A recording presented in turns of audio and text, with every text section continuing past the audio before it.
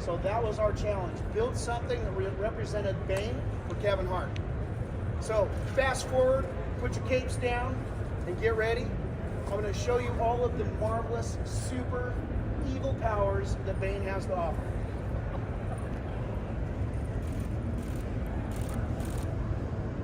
Wow. Woo! That's right, it's spooky, right?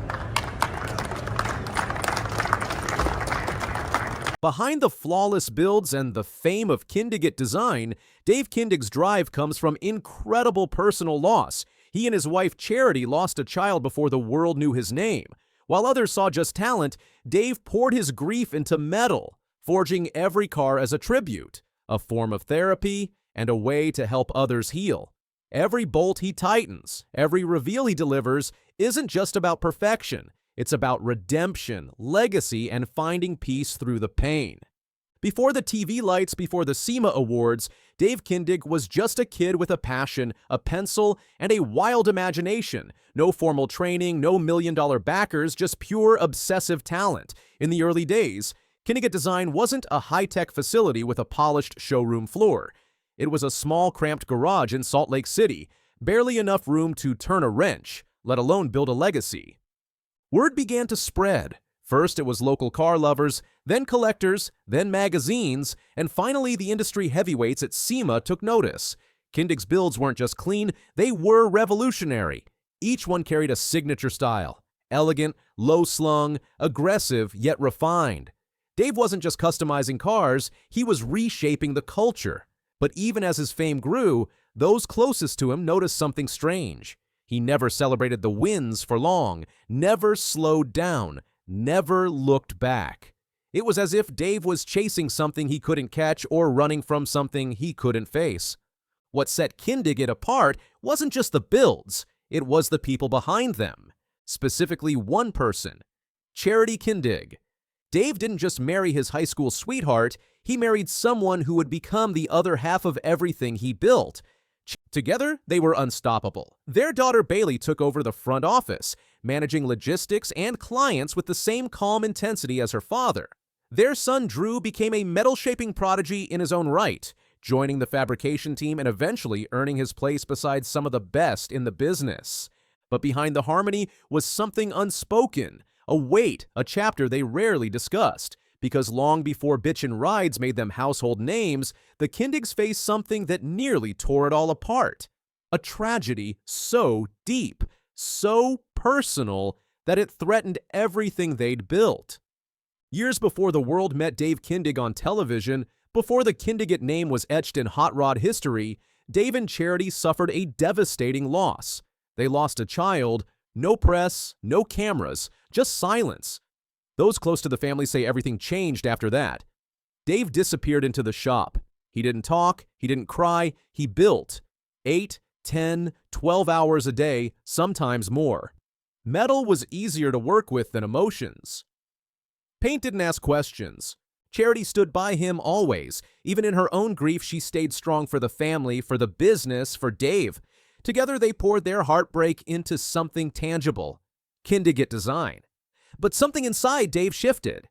What once was a dream to build cool cars became something much heavier. Every vehicle he touched had to be perfect, not for profit, but for meaning. Because in his mind, these cars weren't just machines. They were tributes. They were therapy.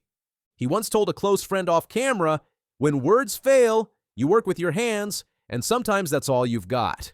And from that point forward, nothing he built was ever just a car again. After the loss, something inside Dave Kindig fundamentally changed. The garage wasn't just a workplace anymore, it became a sanctuary, a place where grief could be shaped, sanded, and sealed beneath layers of candy-colored paint. Dave began to approach each build differently, not as a transaction, but as a story. Before a single sketch hit the paper, he wanted to know everything. Why this car? Who was it for? What did it mean? One man brought in his father's old muscle car, rusted, gutted, barely salvageable. Dave didn't flinch. He asked for photos, letters, family stories. He rebuilt it from the frame up, not just to original specs, but to what the car meant to that family. When the client saw the final result, he broke down. Not because of the paint job, because Dave had somehow brought his father back through chrome and steel. Moments like that became common, and they weren't accidents. Because for Dave, every bolt tightened was a step toward healing. Not just for the client, but for himself. People began to whisper that Kindig-It had something different about them. This wasn't just fabrication, this was grief turned into art. The interior styled to match his favorite jacket, the stereo preset with the last playlist he made. When she saw it, she didn't say a word. She walked around the car, placed her hand on the hood, and wept. That wasn't just her son's car, it was him, back again for one last ride. Dave watched from a distance, silent, still. Because that's the part viewers never see, the weight behind the reveal, the quiet between horsepower and heartbreak. For Dave, it's not about putting his name on the build. It's about putting his heart into it. And that's what Kindig-It had quietly become. Not just a hot rod shop, but a place where broken things are made whole again. In a world obsessed with speed, horsepower, and flash, Dave Kindig chose a different lane. He could have gone full throttle into commercial expansion, franchise shops overseas, licensing, celebrity builds on demand. The offers came, the money was real, but Dave said no. Because for him, Kindig-It wasn't just a business, it was a living, breathing tribute to something deeper. Ask his team, and they'll tell you Dave works differently now. He listens more, feels more, turns down high-paying jobs if the story doesn't speak to him. Because each build has to mean something, it has to matter. The Kindig-It logo may be stamped on the back of every car, but what's really embedded in each one is legacy. Not just for Dave, but for everyone he builds for. When Bitchin Rides premiered, everything changed, but only on the surface. Suddenly, Dave Kindig wasn't just a builder, he was a TV personality. Millions watched as he walked through the shop with effortless cool, sketching bold designs and delivering jaw-dropping transformations. What they didn't see was pain. The personal tragedy, the loss that shaped Dave's entire creative identity, remained off-screen, and that was by choice. He never used it for ratings, never leaned into drama for sympathy. Still, if you look closely, you can see the weight in his eyes during certain moments. Today, Dave Kindig stands at the top of his craft.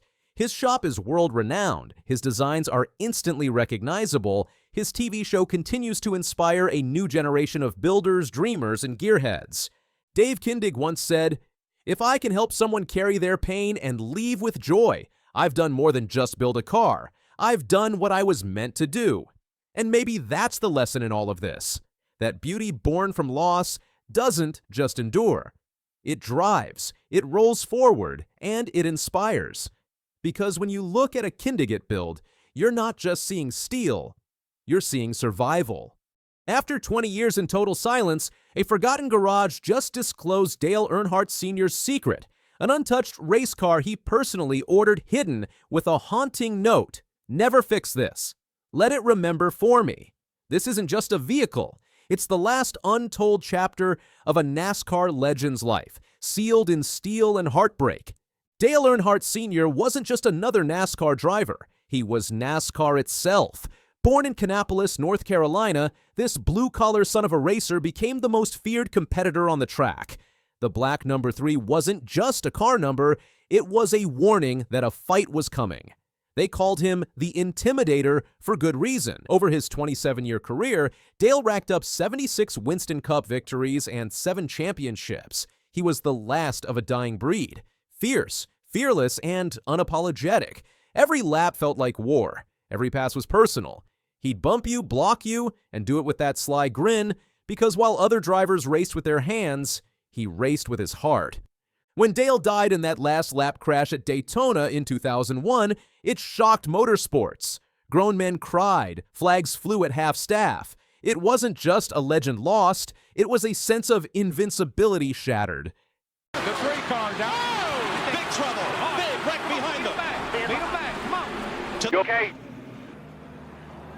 Saw the crash and saw the cars sitting over there and saw the ambulances and everything, and it looked really dramatized and really dramatic looking, and it just looked. After Earnhardt's death in 2001, most of his race-used vehicles were accounted for. They were displayed in museums, sold to collectors, or carefully stored by Richard Childress Racing. But there was one outlier: a car with a chassis number unknown to the public that simply dropped off the map. It wasn't the car that won the Daytona 500. It wasn't part of a championship season, but it had history. Insiders remember it racing during the late 1990s, likely 1997 or 1998. One race in particular stood out: a wreck-heavy superspeedway run where Dale got tangled up mid-pack and finished without fanfare. After that race, the car disappeared. No post-race photos, no official logs, not even a mention in RCR's archives. Speculation ran wild. Some thought it had been scrapped, others believed it was cannibalized for parts, but the strangest rumor suggested that Earnhardt himself had personally pulled it from rotation and ordered it locked away, privately, quietly, and without explanation. To the public, it was just another lost chassis, but to those who knew Dale, that silence spoke volumes. He wasn't the type to let sentiment interfere with racing, at least not publicly.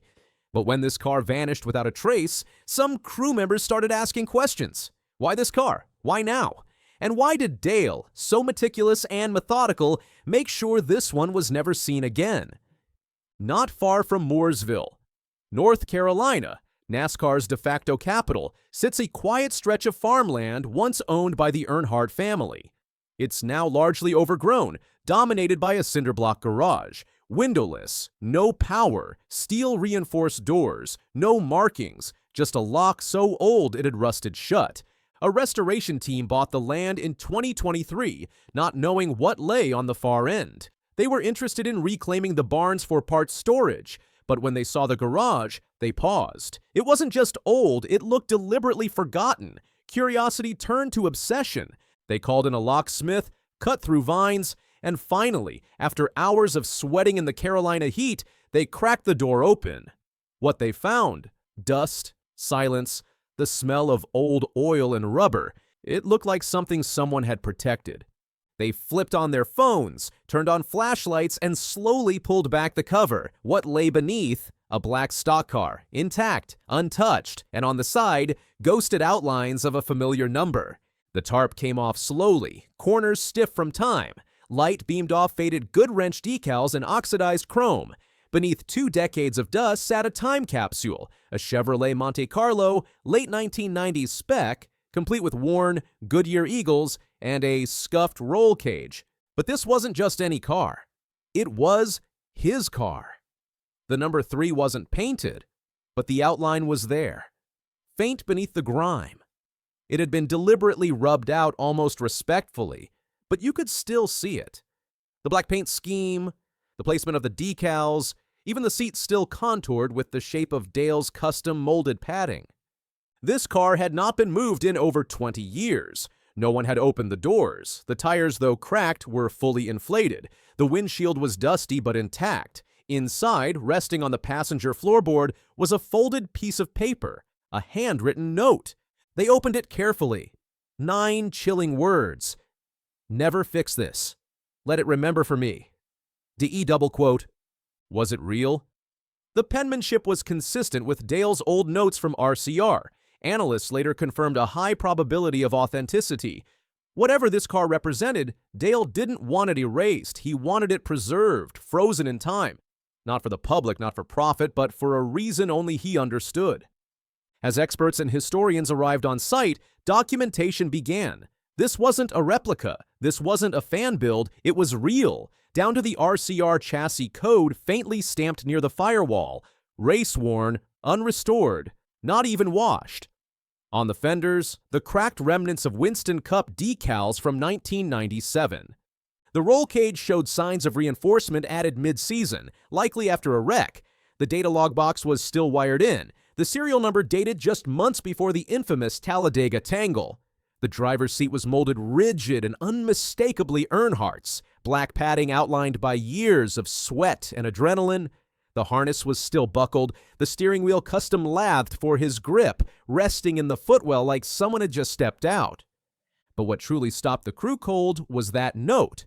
9 words, handwritten in black marker. Never fix this. let it remember for me. It wasn't a signature. It wasn't a showpiece. It was personal, private, emotional. The crew's research led them to one race, a hot spring afternoon in 1997, the Die Hard 500 at Talladega Superspeedway, a race that was brutal from the start. Speeds exceeded 200 miles per hour. The track was slick. Tensions were high. Dale had started strong, running top 5 for most of the day. But on lap 142, everything changed. A miscalculation by a rookie driver triggered a massive pileup on the backstretch. Dale got clipped in the chaos and slammed the inside wall hard. Though he walked away from the crash with only bruises, his crew said something changed in him that day. It wasn't fear, it was frustration. He felt the field had become reckless, that the old-school code was being broken. For once, it wasn't about the wreck. It was about what racing was turning into. He parked the car after that weekend quietly. No rebuild, no teardown, just storage. One RCR mechanic remembered him saying, "That car has had its day. Let it rest." At the time, no one thought twice. They had a new chassis on deck for the next weekend. But now, decades later, with that note in hand, it seems like Dale meant more than anyone realized. Some fans now believe that Monte Carlo was more than just a wreck survivor. It was his emotional anchor, a moment frozen in steel. Historians call it the Earnhardt Echo, a moment in time where the sport pivoted, where Dale began showing signs of shifting, taking younger drivers under his wing, becoming more reflective, less aggressive, more protective of the future. Some say it was shame, that the crash represented a turning point he didn't want to relive. Others believe it was guilt, that maybe he blamed himself for something that happened in that race. But the theory gaining the most traction, it was protection. Dale didn't just seal away a car. He sealed away a memory, not to erase it, but to guard it. Crew members who were with Dale at the time now recall small, strange comments in hindsight. "He never let us touch that one said. Another recalls a quiet moment when Dale said, "Some things don't need a second life." Hey, I really don't know what's going on with you, but I just want to just give you a heads up that I'm about to really disappear on you. You feel me? I'm not going to be playing these games with you at all, at all. So I don't know, you think you silent treating me, and you think I'm going to be, nah. You'll have a rude awakening. You'll just have silence. And ain't nobody threatening you, and I ain't trying to go back and forth with no woman. You know what I'm saying? I'm telling you, I ain't got no time for no motherfucking games. Where my life is at right now, I don't have no time for no games, baby girl. Me and you could be mad, I could have a spat, we could have whatever. Then after that, you better get on your job. That's really, that's all it is. Cause you got me on my job. Nah, it ain't never gonna work like that over here. You know what I'm saying? I was trying not to leave this message, but you have left me no choice. So either you go in the direction of like moving on and shit like that, or you like just like have me just keep moving. Ain't no threat, I'm just being clear. I can't do this shit with you every time. For over a decade, 50 Cent has dropped cryptic warnings, thrown shade, and called out names. But no one really listened. Now, as Diddy faces sex trafficking charges, all the twisted puzzle pieces are snapping into place. What if 50 was right all along? What if the parties, the cameras, the cash were all part of something far more disturbing? What's really going on with Diddy and 50 Cent? Back in 2010, 50 Cent received a bizarre and disturbing video message from Diddy. It showed a grainy clip allegedly featuring Kathy Venture, caught up in one of Diddy's infamous freak-offs, wild drug-fueled sex parties filled with secrecy, scandal, and hidden cameras. At the time, 50 didn't just feel shocked, he felt set up. "Why are you sending me this?" he later recounted. That moment stuck with him, and now, 15 years later, it's finally making sense. Fast forward to June 2025. That video might have been the key that unlocked a scandal decades in the making. Diddy's now facing serious charges: sex trafficking, coercion, and hidden surveillance. A trial is underway, and a mystery witness named Jane Doe has stepped forward. Some believe she's none other than 50 Cent's ex and the mother of his son, Daphne Joy. Let's break down every piece of this jaw-dropping story. The freak-offs, the lawsuits, 50's petty Instagram posts, and the Netflix documentary that promises to reveal it all. The story is coming together, and it is making way more sense as to why 50 Cent has been so outspoken about Diddy and how he has all this insight as to what has been going on in